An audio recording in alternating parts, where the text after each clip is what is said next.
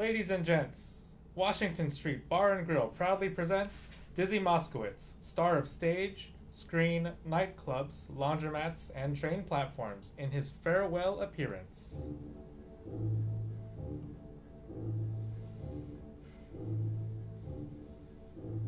Trixie, hi Trixie, say have you met Trixie? Trixie, the three-breasted shikse.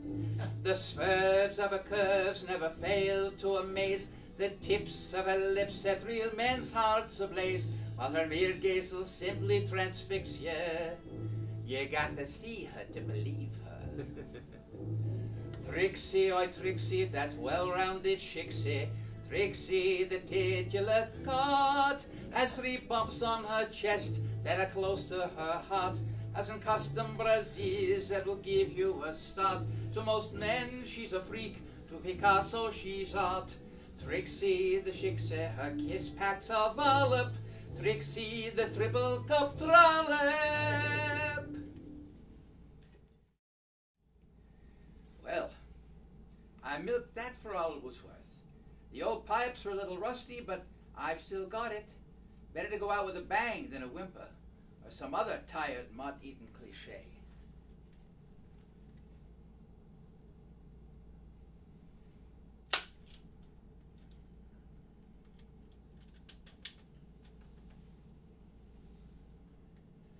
Come on, pal. Show me your stuff. Ready? You bet your life. Aim. As if. Fire!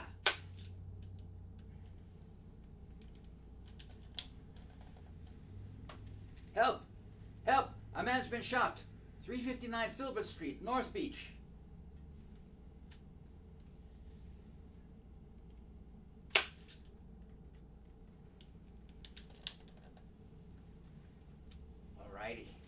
At this point, you're probably wondering, who is this Butts?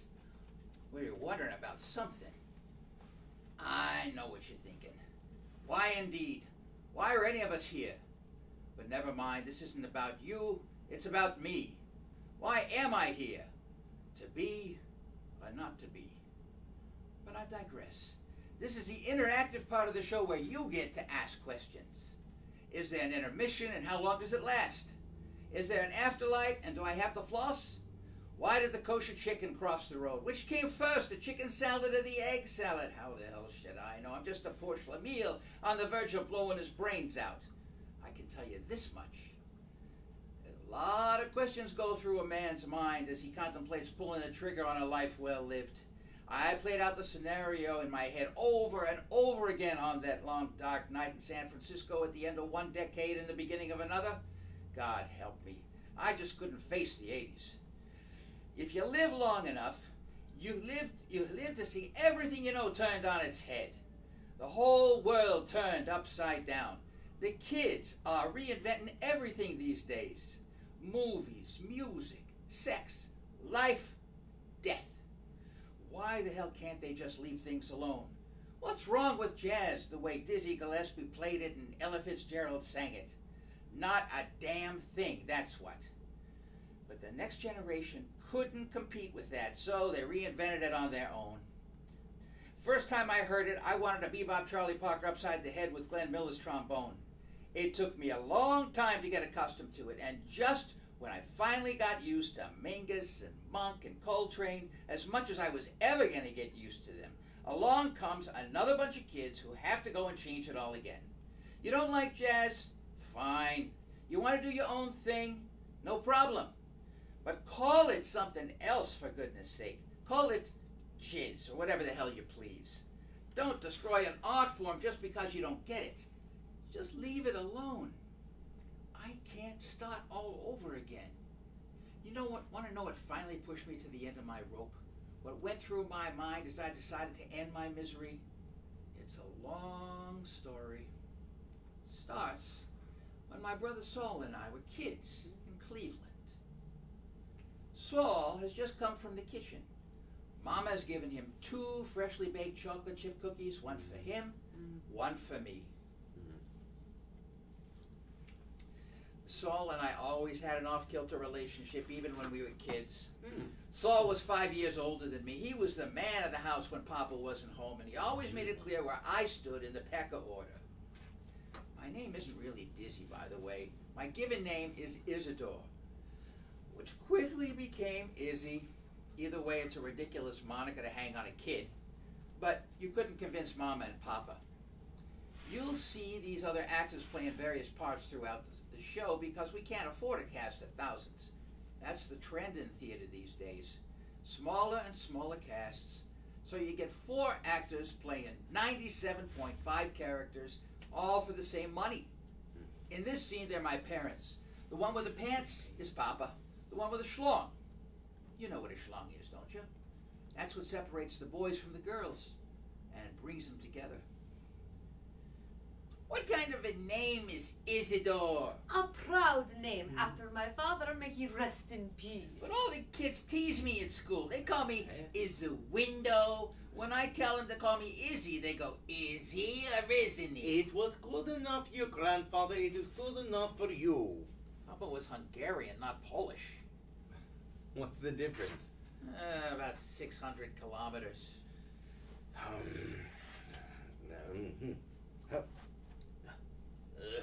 It was good enough for your grandfather. It is good enough for you. It will build character. I don't need character. I need a baseball bat so I can defend myself. One day, Saul nicknamed me Dizzy after the ball player Dizzy Dean. I had to admit it suited me, and I've been Dizzy ever since. But not to Mama and Papa. To them, I was still adorable Isidore. Here's another scene from my childhood. I think it'll be easier to have another actor play the part so I won't have to break character to pick up the narrative, don't you? Bonjour, Paris! We 1 hour. The best seat in the house. Hey, Lucky Lindy, get ready for supper. Moment, I must land the plane. Mama's been looking all over for that pot. Papa was always working late at the office. He wasn't home very often, at least it seems that way in my memory. But when he was, he laid down the law. One way or another, I was always getting what for. You have someplace brains, I know, because I have seen what you are capable of when you put your mind to it, Dizzy. Isidore, please explain to me why you cannot make high marks like your brother Saul. How is it that he can be so smart and you are so stupid? No. How is it that he can be so smart and he can be so stupid? I'll show him. By graduating top of your class? No? There's an amateur contest at the Palace Theater Saturday night. I'm gonna enter and win. And I'm gonna fly to the moon. Will you help me? Oh, you're beyond help. Please, Saul, Forget I need a about it. partner. Can you loan me $10 until payday? Vin's payday. How should I know you're the one who's working? It wasn't much of an act, all right. It was pathetic, and the jokes were stale even then. But we beat the trousers off the competition. What can I tell you? It was wartime, and people were desperate for entertainment. And I was a kosher ham, without a cure. I could never get enough applause from the first time the audience gave me the clap. Saul and I won first prize and walked out with $5 between us. And everyone else went home with bupkis. We went back the following week and did it again.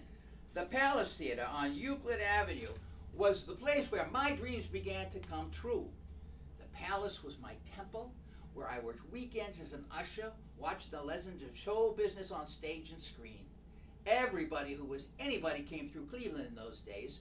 My favorite was Jack Benny. I'm supposed to play Love in Bloom here, but they couldn't afford the rights. Just as well, I'd probably louse it up anyway. I was so preoccupied with showbiz, I hardly managed to graduate high school. Of course, to Mama and Papa, it was more of a disease than an aspiration. Maybe he's just going through a phase. Phase? He's been this way since the day he was born. I was born to be a comedian, isn't it obvious? A comedian? What kind of life is that? You have to forget this foolishness. I know, stereotypical old world papa singing the same old song. Come to think of it, Mama was really the one who wore the pants in the family. Thank God for Velcro. It is time you forgot all this foolishness and studied to become a doctor. That's where you can make something for yourself. I'm not cut out to be a doctor. Listen to your father. But that's the most ridiculous... Oh, when I want your opinion, I will ask for it, and that is final. You will become a doctor. Don't be rough on him, Papa. He's only a child. If he doesn't stop wasting his time and buckle down with his studies, he'll never amount to anything. So I became a doctor. This won't hurt a bit.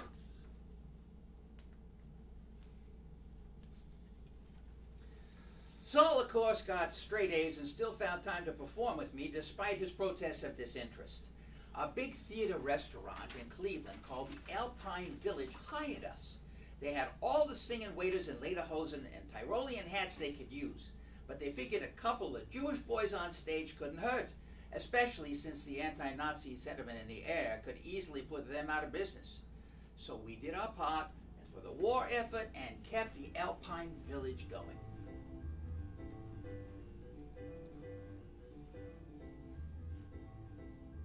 I want an old-fashioned fella with an old-fashioned girl. I like an old-fashioned guy, not too nervy or shy. I don't know much, but I do know this. What's that?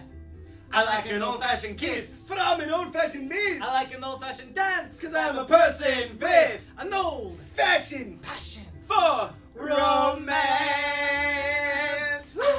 Ha! Oh, ah,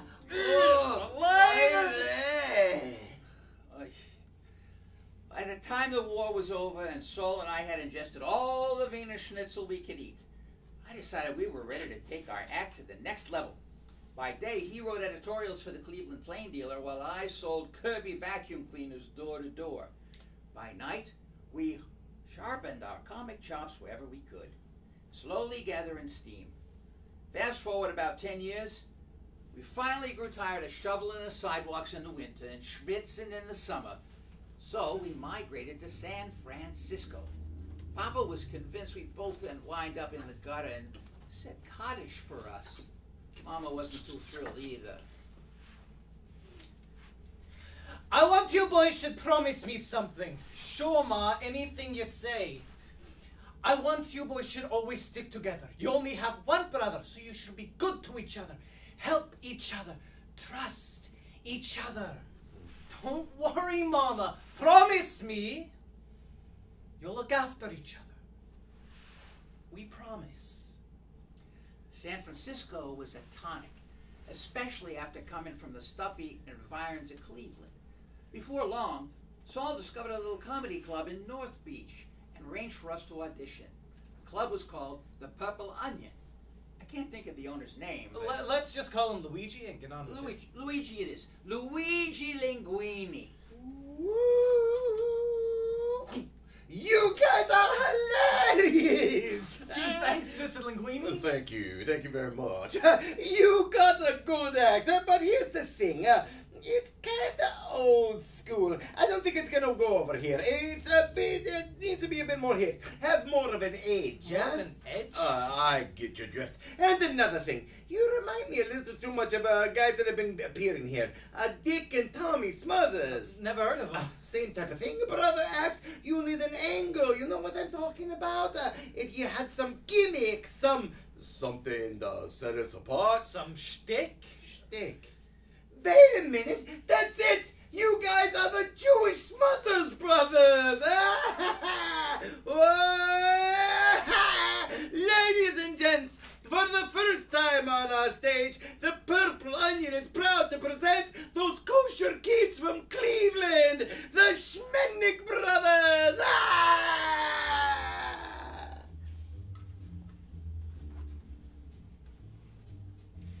Chicken soup flew the coop, loop the loop. What's the scoop? It's rich and it's thick, does us wonders when we're sick. Chicken soup, boop boop a doop. In the pot, thanks a lot.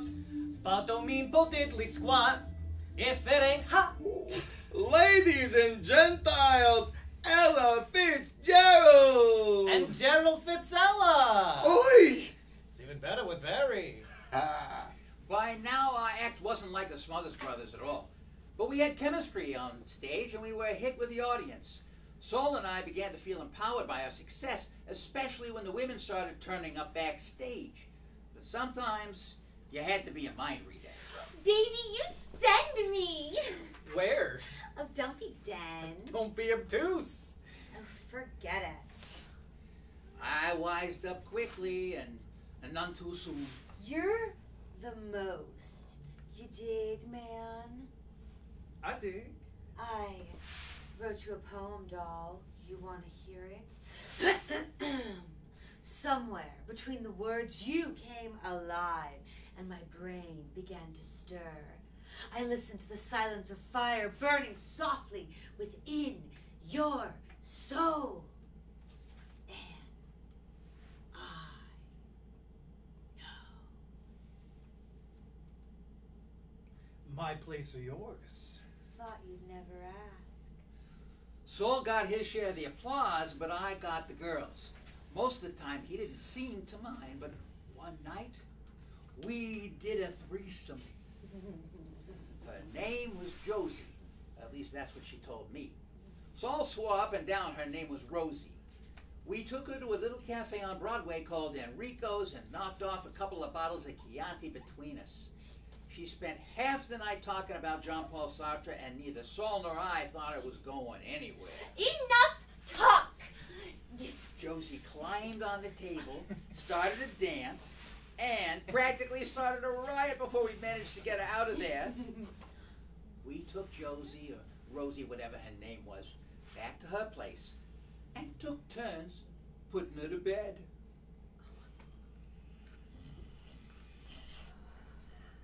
It takes three to tango. Those were the days. Saul and I began to feel like we could get away with almost anything, on stage and off. One week, we did a juggling act. We called ourselves Jews with Balls. I thought we were really going places until the night Luigi took me aside. Here's the thing, Diz. You guys make me laugh, but the more I watch you, the more I realize something isn't quite right. I don't know what you mean. Now, in a show with a full cast, you'd see Saul entering unnoticed and listening to the remainder of the conversation. But since one actor is playing both parts, you'll just have to imagine it. You could have stayed home and watched television. You're the talent. Saul is just a prop. You should be doing a solo act. It would be better if you played both Saul and Luigi in this scene. Trust me, this scene needs some punching up. This is the whole act, if I may be frank. But we're a team. Saul, you're very energetic, but you're not. What are you trying to say? Spit it out. I'm sorry, you're just not funny. Who made you, God? What can I say? Some of the people, they got funny. Some of the people, they no got it. You no got it. Huh? Now, Saul is supposed to hit Luigi with a pie in this scene, which would be fine with Paul playing both parts. But Paul thought it was a little too messy for a staged reading, so we'll just keep it simple. Try this on for size. Oh, now that's a funny. Oh. Look, we're two peas in a pod. Look, we're two peas in a pod. Shlubba-dub-dub, two Jews in a tub. I'd be happy to do booking as a solo disc, but not the two of you as a team. I'll even raise your salary. I've written up a contract. Saul reads over all the contracts, and besides, it's all or nothing. Like I said, we're a team. We either work together or we don't work at all. You are making a big mistake. You could go straight to the top. Let me tell you something. Saul is the brains of the act. Without him, it doesn't go anywhere. Deep down, I knew it was true. Every lousy word of what Luigi had to say. But I couldn't bring myself to admit it to Saul. Well, I heard it straight from the horse's mouth. Yeah, horse's patootis, more like it. What an ego. Let's see him get up on stage and try and make people laugh. He'd have to drop his pants, and then they'd be laughing for the wrong reason. Hey, I'm just naturally funny. No argument from this corner. Oh, who am I trying to kid? You're the one with the talent. Luigi was right. He may not be the most tactful guy in the world, but he's a shrewd judge of ability. What does that Sicilian schmuck know about comedy, huh? Not much. He's only discovered most of the talent in the Bay Area in the last 10 years. Oh, he knows I'm not pulling my share of the load. What are you talking about? What he said.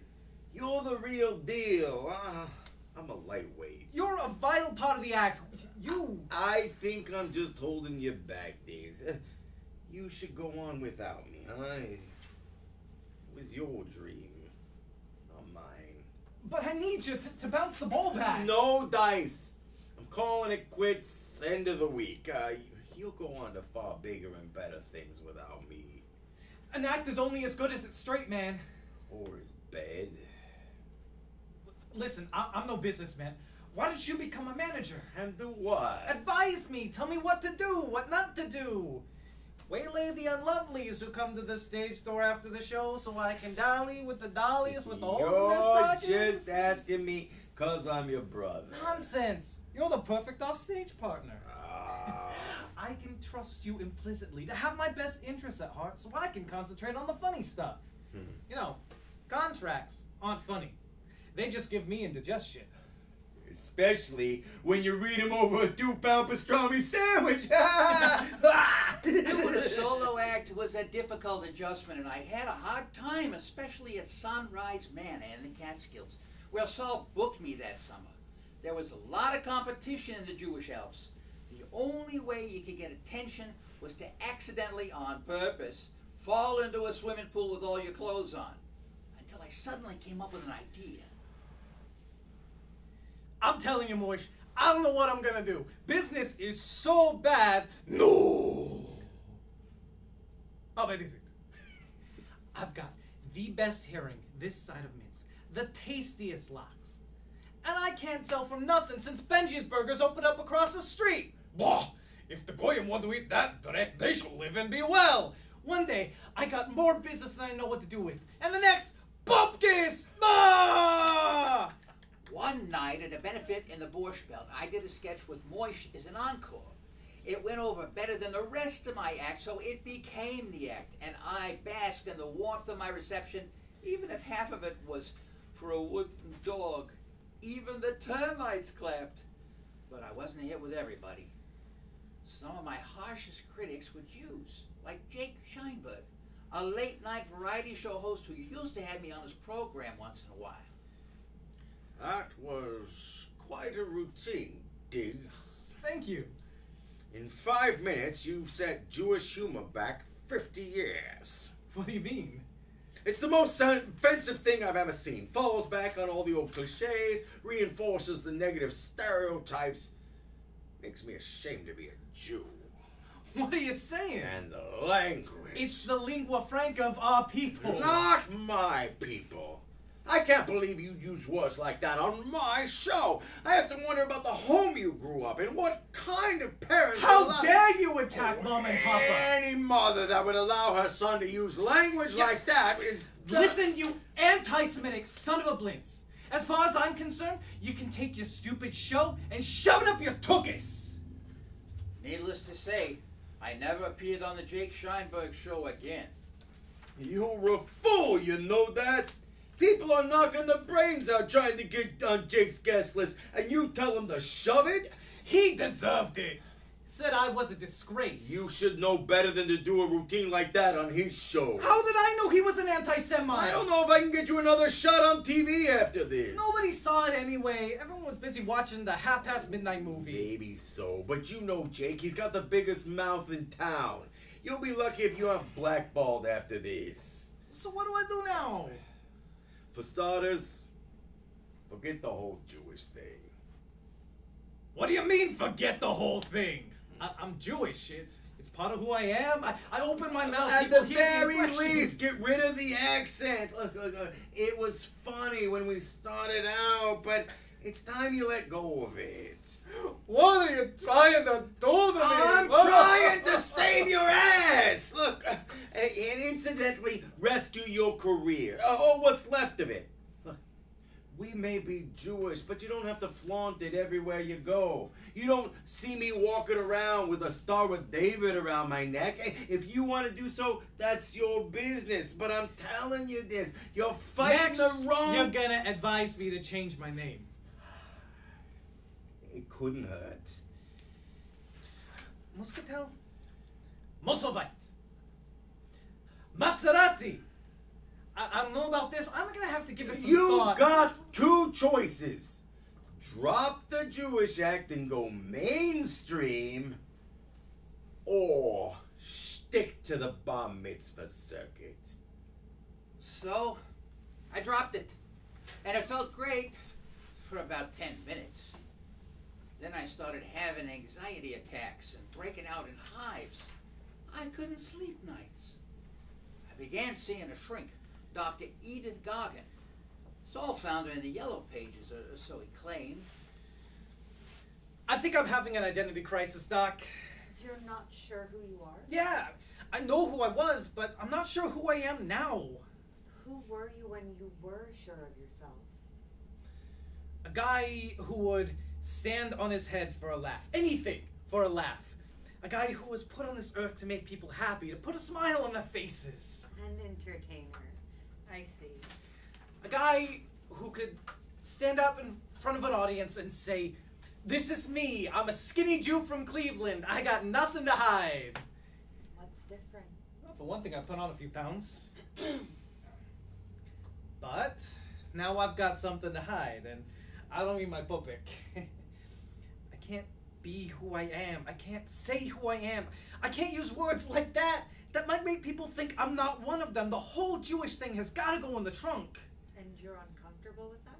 Yeah, I want to be accepted for who I am, Dr. Goggin. Look, I may not be the most pious Jew you ever met, but I got a lot of borscht under my belt, and I'm not sure I can buckle my pants without it. You're scared. No, I'm terrified. I'm intimidated by the fear that I won't be accepted. I feel like I need my brother on stage out there with me the same way I need my Jewish identity.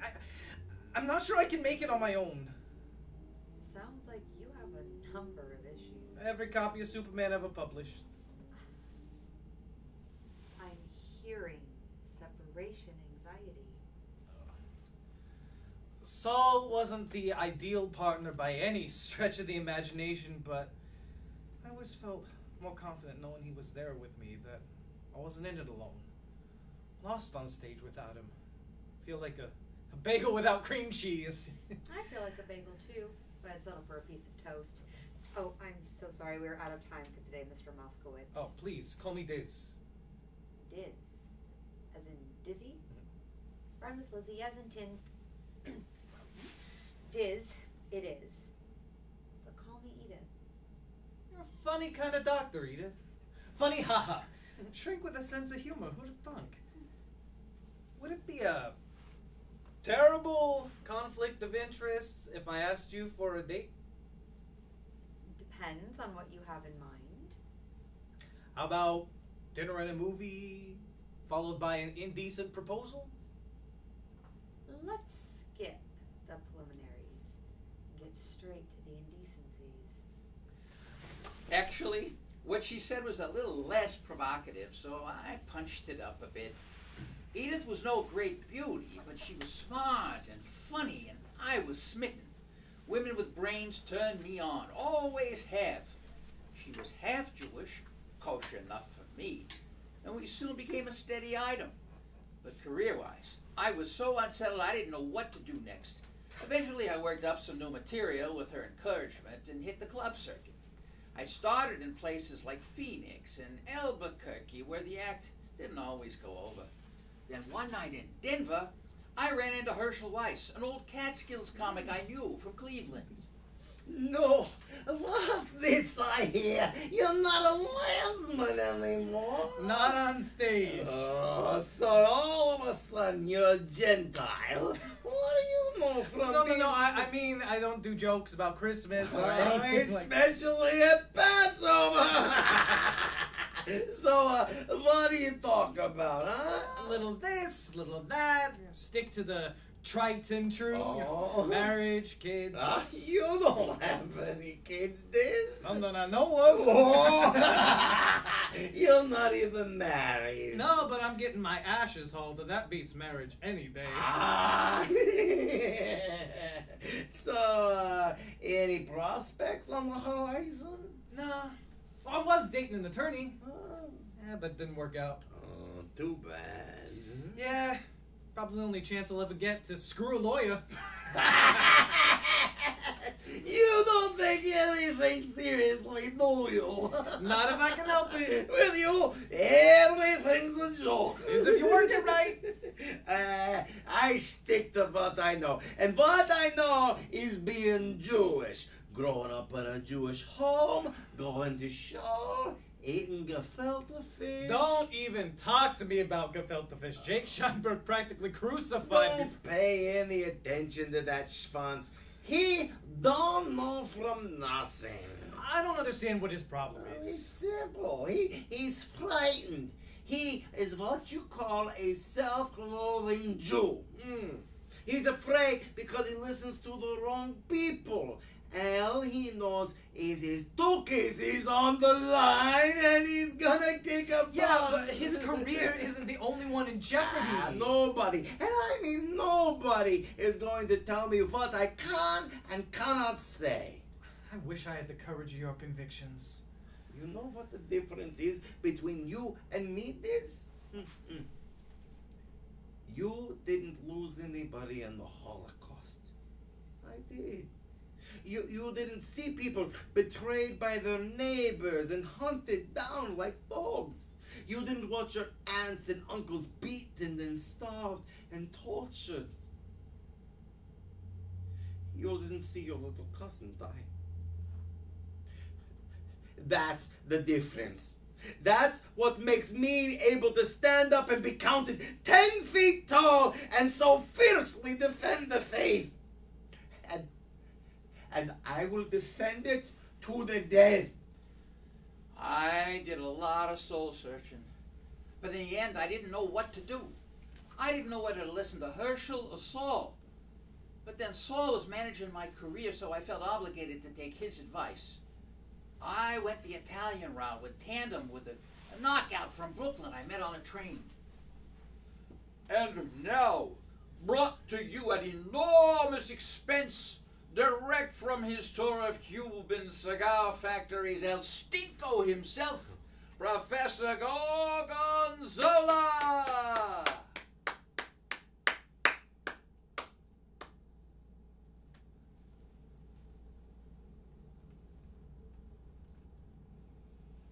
How do you like me so far? Huh?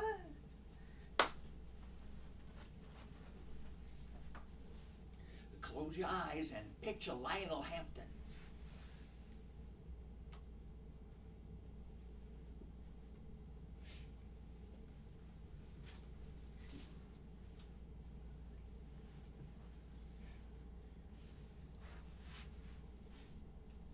Thank you very much.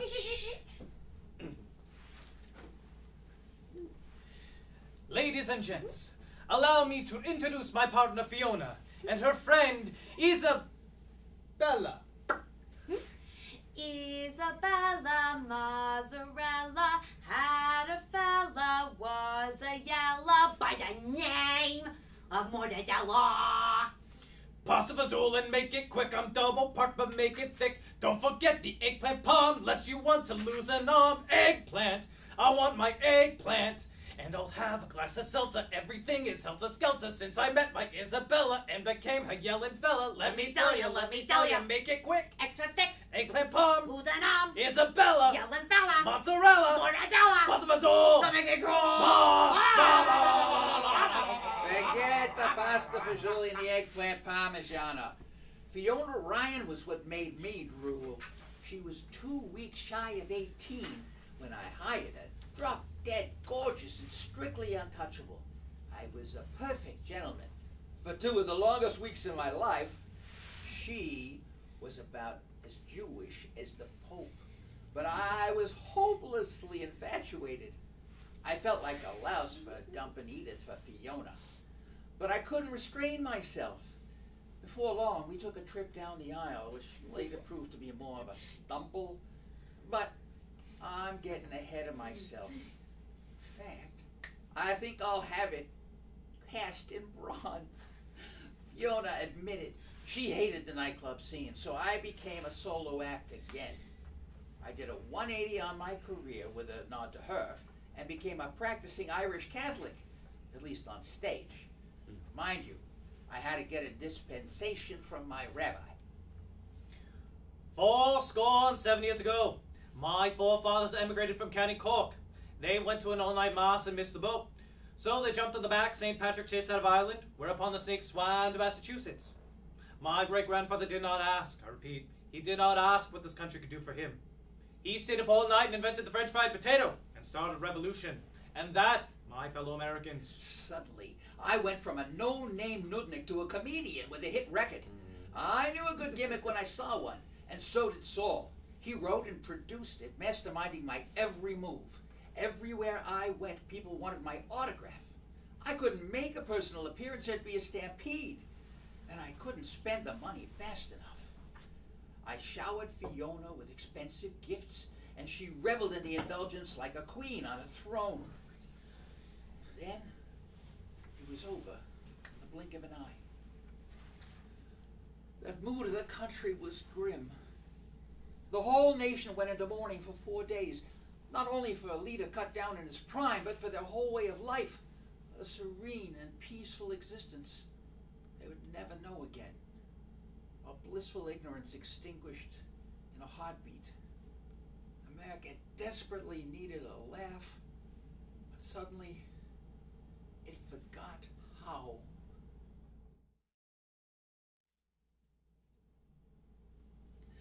One day I was a hot commodity, the next day I couldn't get a plumber to return my phone calls. I was as dead as the president. The only one who shed a tear was my brother Saul. He had to find another meal ticket. He went to Hollywood and talked his way into a job on a sitcom. And I went to Dallas, where I found myself knee-deep in a conspiracy theory about a guy who was standing in Dealey Plaza that dark day in November with a big black umbrella and no rain in sight. Apparently, he was a heckler staging a half-baked political protest, and nobody wanted to hear the truth. The umbrella was really weapon, you see. That fired a poison dart, hit the president in the neck, paralyzed him, setting him up for the shot to the head. Right. This is the chamber, and this is the trigger. Then I started in on 3 suspicious-looking tramps who were swept up in the investigation and arrested in the train yard near Dealey Plaza. I became convinced one of them was a CIA operative and set out to prove it. I became obsessed with the conspiracies surrounding the assassination and lost all objectivity and my sense of humor. My career dried up altogether. Things were so bad, Fiona and I took jobs waiting tables to pay the bills. We were determined to ride out the storm together, but we started to drift apart as I began working the graveyard shift in a bakery to make ends meet. I felt like a man falling through space. I searched for answers where there were none. I searched for meaning where there was none. I spent years in the wilderness desperately trying to find myself. I tuned out, I turned in, I dropped off, way off. I fell so far over the edge I wasn't sure I would ever find my way back.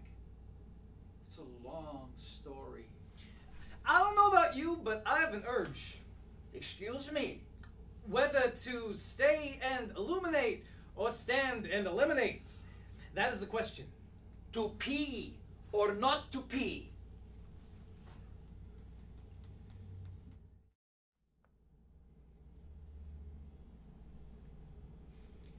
The more I think about it, the more I think about it.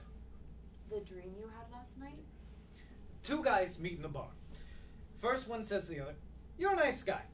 I'm going to sell you an elephant for $100.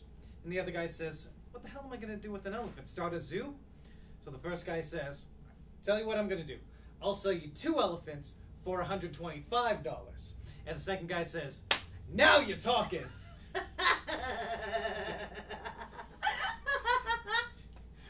What I want to know is, what does it mean? What do you think it means, Diz? I don't know, but I don't think I'm sitting on the next stool listening to these two guys. Perhaps you are one of the guys in the dream. Yeah, I'm one of the guys. But who's the other one? I think it's my brother. It's me and Sol. We're the 2 guys in the bar. I wonder which one's which. Which do you think is you? Well, Sol's the kind of guy who would try and sell you an elephant, and I'm the kind of guy who'd be just dopey enough to buy one, especially if I thought I was getting a deal. I guess it really doesn't matter which one's me and which one's Sol, because either way, I know I'm going to be getting the short end of the stick.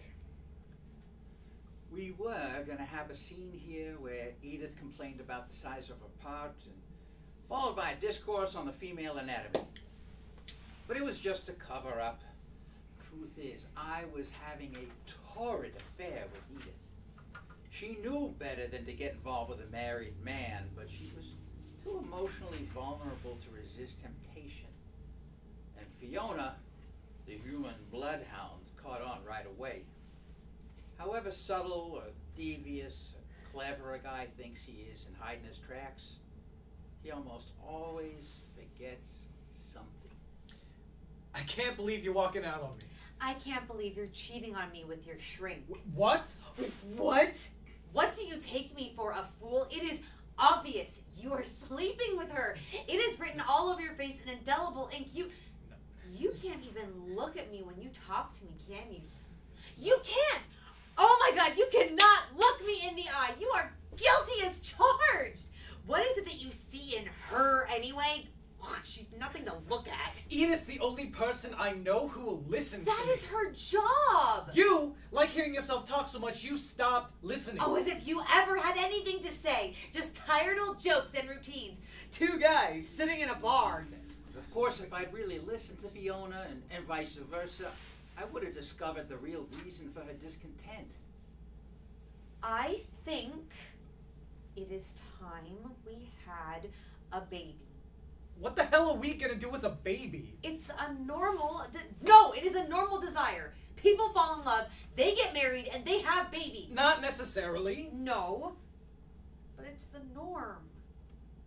And I want a baby. And every time I try to bring up the subject to you, you change the subject. I told you before we got married I didn't want children. And like most women, you thought you could change my mind.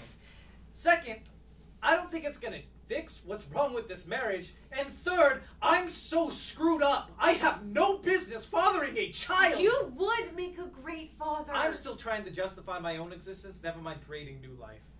So, I had a vasectomy a few months ago. How convenient. That is just like you to do something so selfish without consulting me first. Hey, it's my schmecky. You're not the only one in this household with reproductive rights. This could obviously go on indefinitely, but I think you get the picture. While I was doing my best to avoid procreation, spice up my sex life, louse up my marriage, and destroy my liver, Saul finally decided to take a wife. It was about time. He was nearly 40. Congratulations, old man. Thanks, Diz. Can't believe you're finally tying the knot. Bernice is a wonderful woman. She grows on me every day. She's in a family way, is she? Huh? I resent that insinuation. But you can't deny it. Not for much longer, anyway. The sad irony in all this is that Fiona was so desperate to have a baby, she got involved with Saul after she left me. He took a crack at being a sperm donor, but he couldn't get her pregnant. Then he went out with her friend Bernice on a blind date and knocked her up. Here, have a cigar. I don't smoke, remember? And neither should you. Yeah, but it's a special occasion. I mean, it's not every day I become an uncle. Uncle Diz, imagine that! I gotta hand it to you, Saul. It takes guts for an altacocker like you to have a baby. Jeez, that thing stinks. Those things are gonna choke the life out of you, Diz. You ought to give them up while there's still time. I'll take it under consideration. You're old enough to know better. A man your age should quit smoking. A man your age should quit stooping! Chronologically, that scene belongs in Act 1, but we couldn't fit in everything. As for the cigar, I had to admit Saul was right. Those things were lethal. I gave him up a few weeks later. Saul gave up sex, or rather Bernice gave it up for him. The wedding night was the end of their marital bliss. I don't know what she saw in Saul in the first place. She just wanted a baby. So she went out and found a putz. My niece, Haifa, was all dimples and curls, and I was a proud uncle. But by the time Saul and Bernice blew the candles out on her second birthday cake, I was in the midst of a radical transformation. The end of the Kennedy era was in sight, and the end of Dizzy Moskowitz was there, as the civilized world would know him. That black day in Dallas was the last day I took off the funny hat and put on the thinking cap for the very first time. That day I really started to examine the world around me. I enrolled at UC Berkeley as a political science major and began to look beyond my career. I discovered this country was in a quagmire. I started to see Edith again after Fiona threw me out, but I began to realize we had less in common with each passing day. She came from a military family and thought the government could do no wrong, and I was beginning to feel it could do no right. I don't know who you are anymore, Diz. I'm the same guy you've known all along, more or less. Less. Much less. Oh, and it is about time you got a haircut. No, I don't think we should see each other anymore. I left my wife for you. Boo-hoo. You dropped me like a hot knish when you met Fiona. What can I say? She knocked me for a loop. I'll knock you for a loop. I thought we were a couple, and then you suddenly run off with this teenage hussy. But I never stopped caring about you, in spite of everything. So why break up with me now? Is there someone else? Yes. You. You are someone else. You're not the same guy anymore, and it is not just the hair. You are more forthright, more outspoken, more critical of our government. Yes, somebody has to be. Oh, you are getting a little too old to pass for a student. But they accept me as one of them. I don't understand what's going on with college kids these days. Whatever it is, it gives me an adrenaline rush. Edith was so rattled, she took a commission in the Navy. I stopped drinking and sobered up and began to reinvent myself as a tie-dyed troubadour. Riding north on the southbound train, destination unknown. Fell into a deep, dark sleep and had a dream about a soldier boy. Was the start of World War I. Lied about his age to get in on the fun. Gave him a gun and sent him off to fight on a battlefield whose name he couldn't spell. Had the time of his young life till his brain was shattered by a shell. And as he danced with death, he learned that war was living hell. Riding north on the southbound train. Woke up with a start and clutched my hard hand, raced to my brain. Gave thanks to God for keeping me above the sod, helping me evade the draft while others died in vain. Thought of all my buddies who went rushing off to war. I cried until I laughed. For all them boys, so brave and bold, will never know the joys of growing old. Righteous.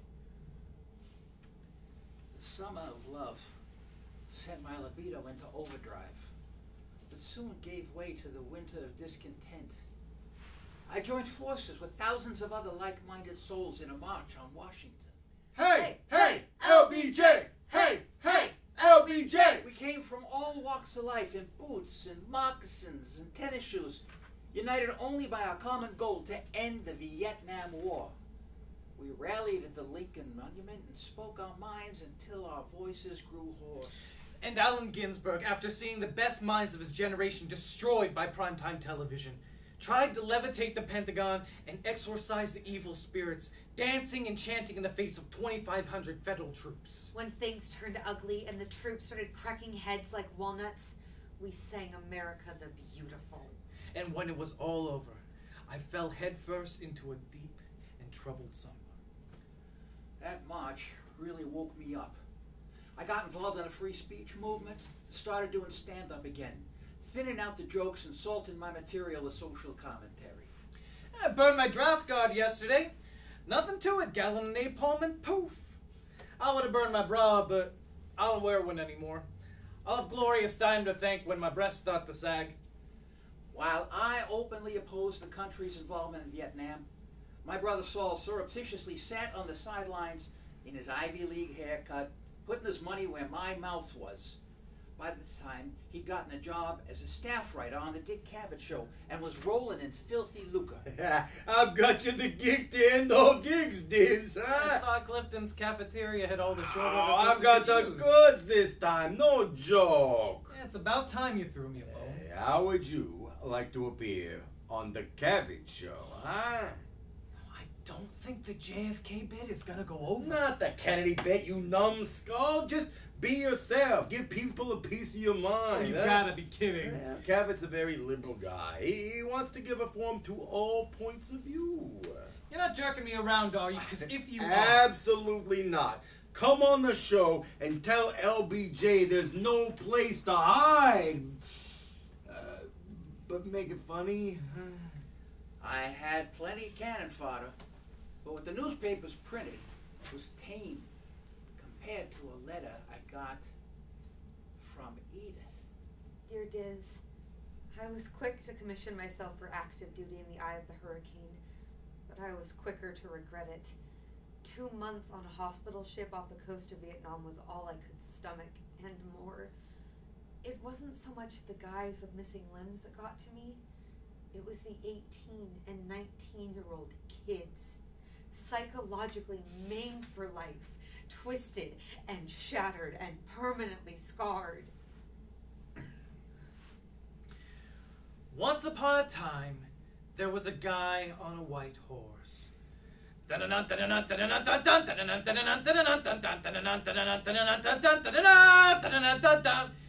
He took a bullet and went down, and everything he stood for went down in flames with him. Our hopes were dashed. Then, along came LBJ, Lucifer Bane's jackass, and we enthusiastically waded into the quicksand with our fearless leader. I campaigned for LBJ in 1964 because he promised not to escalate the war in Vietnam.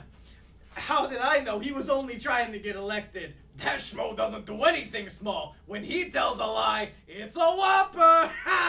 And while we were looking the other way, he sold us a Texas-sized load of horse manure, the likes of which this country has never seen. Even King Kong climbing the Empire State Building didn't drop a load that big on the American people. I say it's time to end the war right now, 2 days before another American life is lost. Drop LBJ on Hanoi. Let's see Lady Bird clean that one up. Letters poured in from the audience.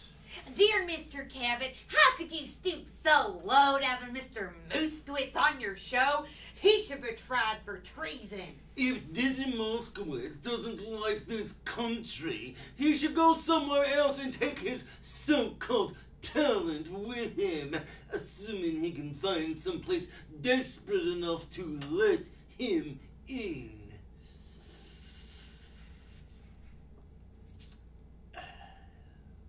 My turn? Okay. Thank you for your courage and allowing Mr. Moskowitz to express his views about the war. How can you provide a platform for people who hold our country in contempt? I'm sick of hearing such un-American rhetoric, and I certainly don't expect to hear it on TV. I got lots of personal hate mail, too. And one supportive letter.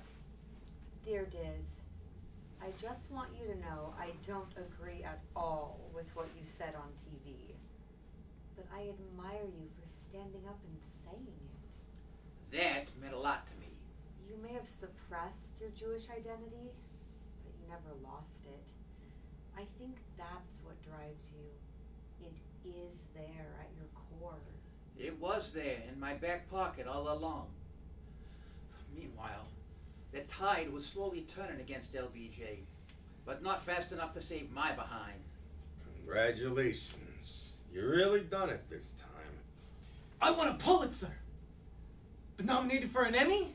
You committed career suicide, that's all.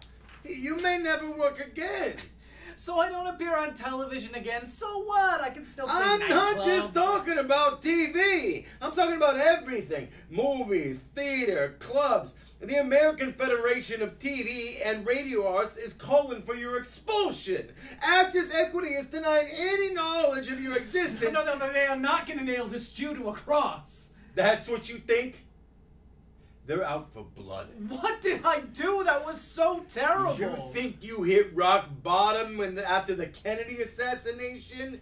That was nothing compared to this. All I did was speak my Why mind. did you just drop a grenade down your pants while you were at it? But you told me to. I told you to put LBJ on notice, not march him to the gallows. Well, yeah, but... And now I'm telling you, you're finished. Washed up, kaput, deader than the Dead Sea Scrolls. You won't be able to borrow a library book by the time this is over. A month after my appearance on the Cabot Show, LBJ halted the bombing, then dropped a bombshell of his own. We danced in the streets when he announced he wouldn't seek another term, but we came crashing back to earth with Nixon. So after that debacle, I climbed into bed, pulled the covers over my head and stayed there. But I didn't do a solo act. Fiona somehow managed to overlook my transgressions after I owned up to my mistakes and drifted back into the picture. I'm willing to say I'm sorry if you're willing to forgive and forget. I didn't think I could after the way you treated me. But I think you're sincere. And you need someone to look after you. No argument there. I was about 15 years older than Fiona, but I brought out the maternal instinct in her, and I always made her laugh. I guess that's what attracted her to me in the first place and brought her back into my life.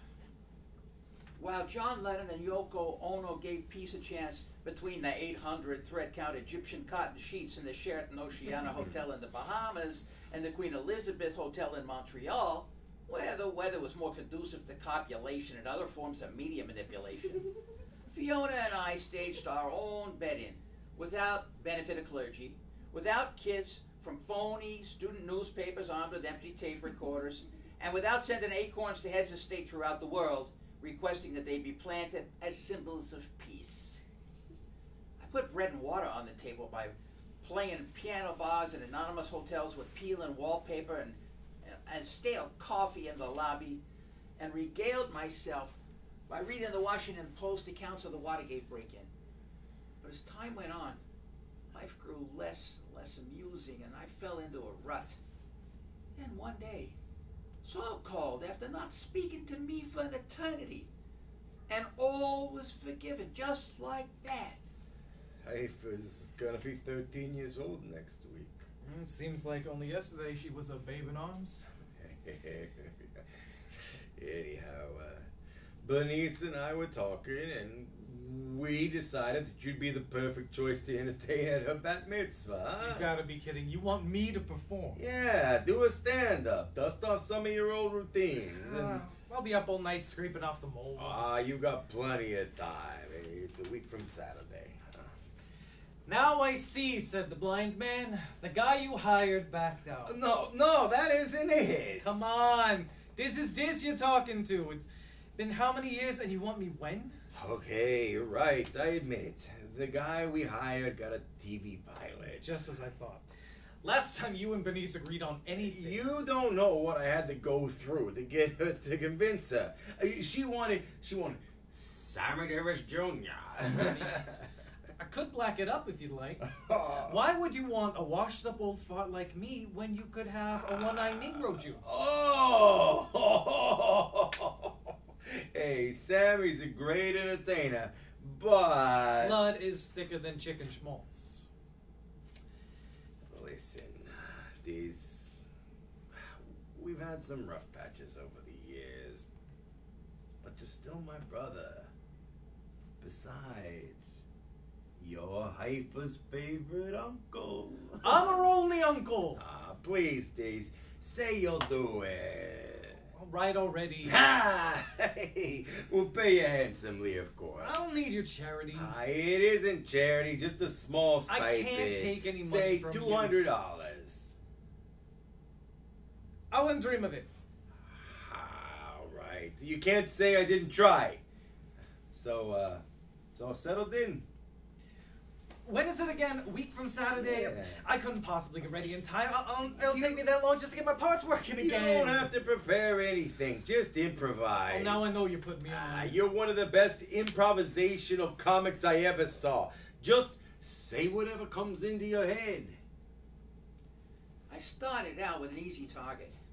Nixon's crimes and misdemeanors finally caught up with him and forced him to resign the day before the bat mitzvah.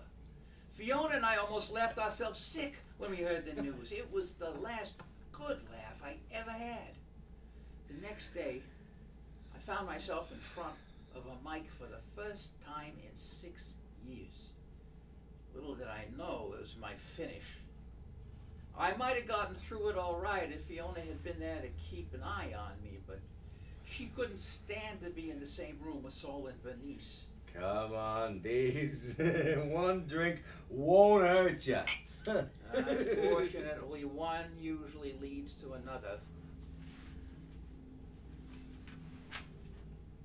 And now, faster than a speeding bagel, a legend in his own mouth.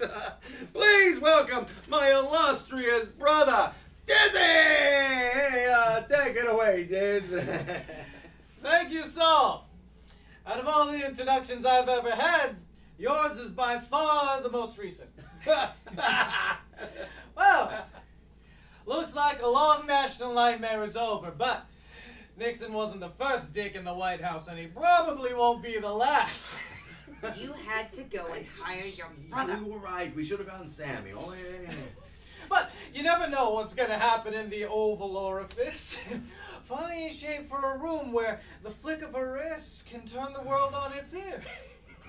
Speaking of funny shapes, get a load of our waitress. Looks like Henry Kissinger in a dress.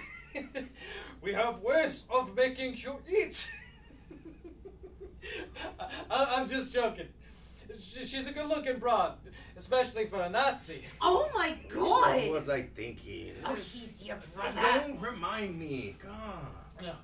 Speaking of beautiful girls, Haifa was the prettiest baby I ever saw. Don't know what the hell happened. I'm just kidding, sweetheart. You're a lovely young lady, and I'm sure as soon as your complexion clears up, you'll be the envy of your social set. I'm joking, honey. You know that, don't you? You're beautiful then, and you're beautiful now. But you gave your mommy and daddy plenty of anxiety before you arrived. Bernice had the longest pregnancy in the history of the world. And when she finally went into labor, it lasted 69 hours and 47 seconds. As Saul and Bernice raced each other to the front of the room to do me bodily harm, I accidentally accidentally flung myself off the stage and fractured my funny bone. Ah!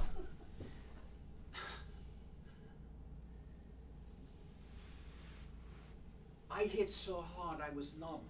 The next day, an orthopedist gave me the sobering news. Did you ever chip a chunk of bone from your upper spinal column? I'm here to tell you it's no weekend in the Poconos unless you have an insatiable appetite for pain.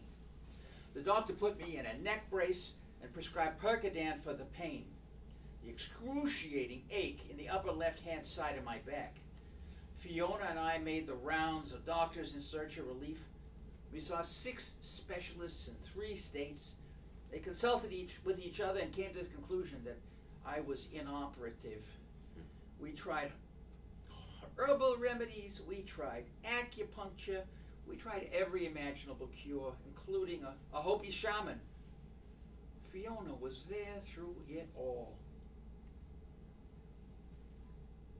You're something kind of wonderful, you know that? Contrary to popular belief, I am not a saint. I'm a lapsed Catholic with a hopeless cause. But you stuck by me through thin and thinner. And frankly, my dear, I don't know how much more I can. You're all I got left. I can't handle the depression any longer, Diz. I have done everything that I know, and I still can't bring you around. You have barricaded yourself behind a wall, and you won't let me in. Percodan was the only thing that kept me going when Fiona left. 1 pill in the morning would get me through the whole day, for 2 or 3 years at least. Then 1 wasn't enough. Before I knew it, I was up to 10, 11 a day, and hopelessly addicted. The way I was once hooked on applause. The pain was unrelenting. Herschel Weiss took care of most of my medical bills, God bless him, until one day he dropped dead of a heart attack. Then he came to me in a dream. I can't thank you enough. I could have ended up the same way there, but for the grace of God. I thought you were dead. But all dead schmuck, don't you get it? We've outlived our time. And how the game has changed. Boy, these so-called comedians swimming in the gutter. Every other word begins with an F. I couldn't even use innocent Yiddish expressions anymore. These goners are stealing from us left and right, ripping us off wholesale. And they're mean. Oh, we were 10 times funnier than they will ever be without the profanity or the cruelty, huh? I realized I reached the tail end of the dog when I woke up from the dream. I had one last talk with Saul, but there's nothing very theatrical about a telephone conversation, except that it took place at 3 in the morning. So we'll cheat and recreate it on stage. You had to go and have a baby. I didn't think I needed your permission. It so happens I was fulfilling my obligations as a Jew. But you wouldn't know about that. My obligation is first and foremost to myself. You're so selfish you can't see past your own nose. If Haifa hadn't been born, none of this would have happened. If you hadn't fallen off a stage, you would have fallen off your high horse. Oh, that's a good one. I'd laugh if it didn't hurt so damn much. No pain, no gain. I've been thinking it over. And I'd like to be cremated. What are you talking about? Ashes to ashes, dust to dust. You know when the time comes. You have a lot of mileage left on you. You're just going through a midlife crisis. There's such a fine line between life and death. Who's to say? When the time comes, I'd like you to handle everything. I don't want anything fancy, just a pine box, no doodads, nothing ostentatious. Maybe a live jazz band, but please don't let him play after you've gone. Too cornball. Oh, like you. Like me. Hey, how about, I'll be glad when you're dead, you rascal you. That's more like it. But whatever you do, don't let them play when the Saints go marching in.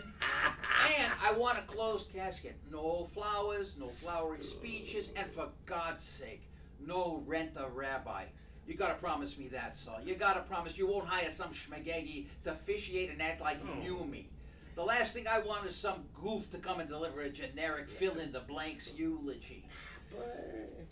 Dizzy had a deep affection for the human race.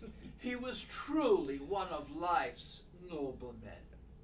But you have to have a eulogy, huh? Kvetcher in the Wry? What is this? What the hell do you think it is? Cremation is against the Jewish religion, you know. Practically everything is against the Jewish religion.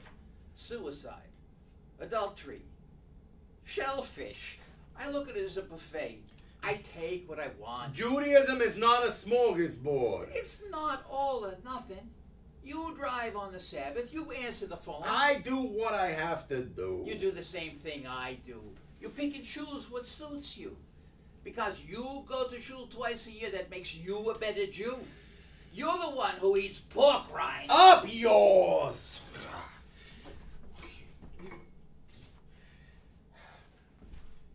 You had more natural talent than anyone that I ever knew. But you never applied yourself. You never made an effort.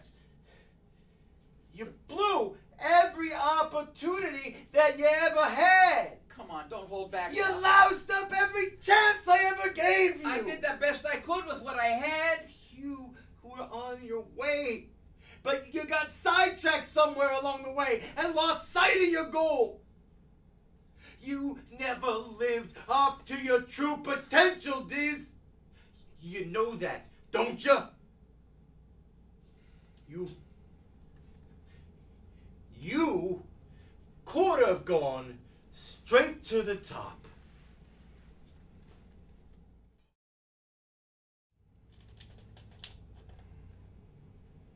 To be or not to be? Knock, knock. Who's there? Diz. Diz who? Is he or doesn't he? Diz. Does? Or was about to before he was so rudely interrupted. He puts the gun to his head and pulls the trigger. Sayonara! Wait. Where is it written to play us in that way, huh? Right here, page 85. So what? It's a suggestion. You're driving down the street, you come to a stop sign. It's a suggestion. The play doesn't have to Yes, end. it does. He tells you he kills himself at the beginning. It's open to interpretation. He says a lot of questions run through a man's mind before he pulls the trigger. So, you're suggesting maybe he doesn't kill himself? Yeah. The audience likes the poor shlemiel. They don't want to see him die. They want to see a redemption of some sort, not a life wasted. So they can see it wasn't all for naught. For example? You could have a scene where a young stand-up comic runs into him and recalls his appearance on the Dick Cavett show.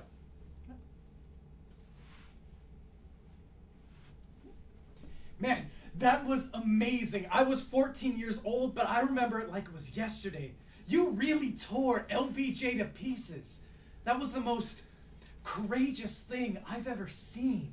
Thanks a lot.